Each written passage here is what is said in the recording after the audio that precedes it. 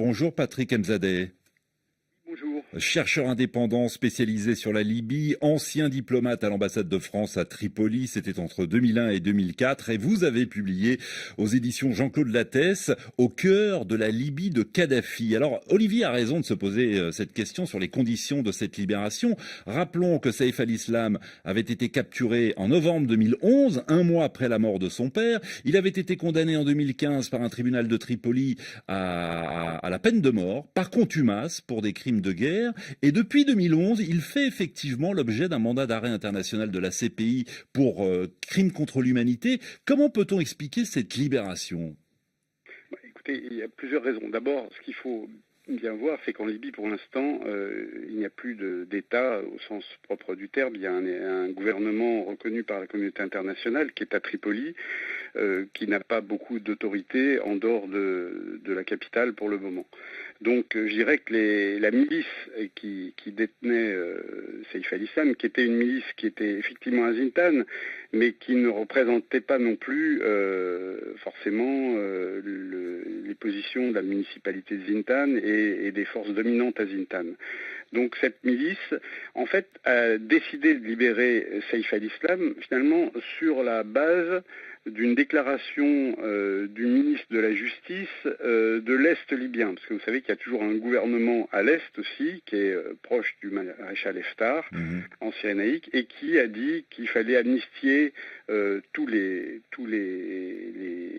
prisonniers politiques en Libye, dont Saïf al-Islam. Donc je dirais que cette milice, qui effectivement était assez proche de l'Est, enfin en tout cas des positions d'Haftar, a pris cette déclaration, je dirais, pour argent comptant, oui.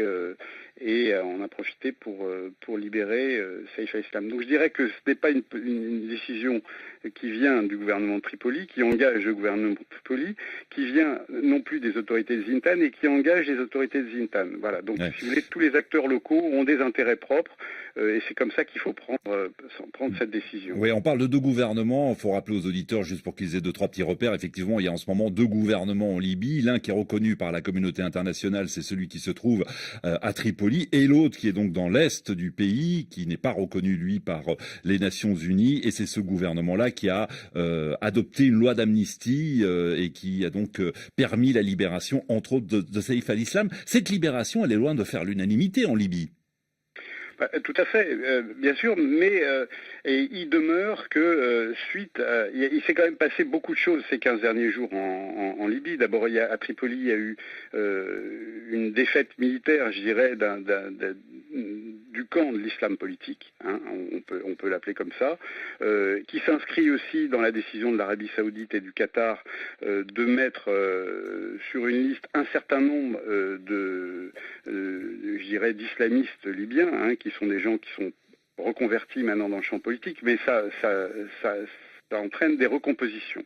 Hein. Donc ça, c'est un premier événement important qui a entraîné aussi, enfin qui s'est fait en même temps, que l'intervention militaire ouverte cette fois-ci de l'Égypte en Libye contre ce qu'elle appelle les terroristes qui en fait sont des gens liés aussi à l'islam politique. Donc si vous voulez, on a une recomposition des forces en ce moment et je dirais que les anciens kadhafistes, en tout cas l'ancien camp qui a soutenu Kadhafi, peut y voir une fenêtre d'opportunité, hein, pour revenir dans le champ politique. Ajoutons à cela la querelle, enfin le débat non réglé entre l'Est et l'Ouest, entre ces deux gouvernements, qui pour l'instant on n'y voit pas d'issue politique à court terme.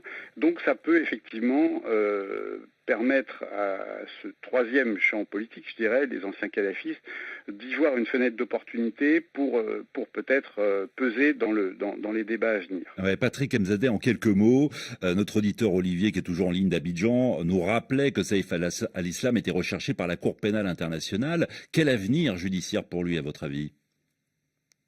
Tant qu'il n'y a pas de gouvernement en Libye en mesure je dirais, de s'imposer dans tout le pays, pour l'instant, ça n'a pas de conséquences. Oui. Hein.